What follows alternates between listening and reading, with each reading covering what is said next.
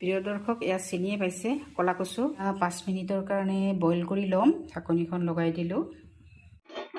এয়া 5 minute boil কৰি লোৱা হৈ গ'ল। এয়া মিঠাতেল অলপ দি ল'লোঁ। পিঁয়াজখিনি ৰঙচুৱা হ'লে মই ভাজি ল'ম। এয়া দিলোঁ আদা নহৰু পেষ্ট এচামুচ।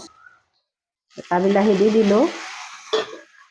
সোৱাদ অনুসৰি নিমখ দিলোঁ। এয়া দিলোঁ হালধি।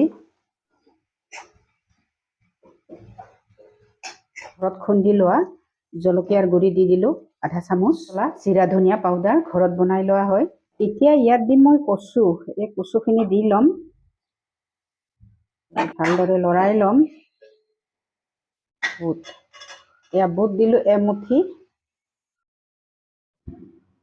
অলপ গুৰ দিলে খাই বহুত টেষ্টি হয় সঁচাকৈ, কিন্তু যিসকলে মিঠা খাই বেয়া পায় এয়া তেওঁলোকে লৈছোঁ নিদিব গুড় পাৰে। পানী। মই এয়া অলপ গুড় গুৰ পানী গলাই দি লোৱা দিলোঁ। পানী অলপ দি দিছোঁ। এইটো অপচনেল হয়।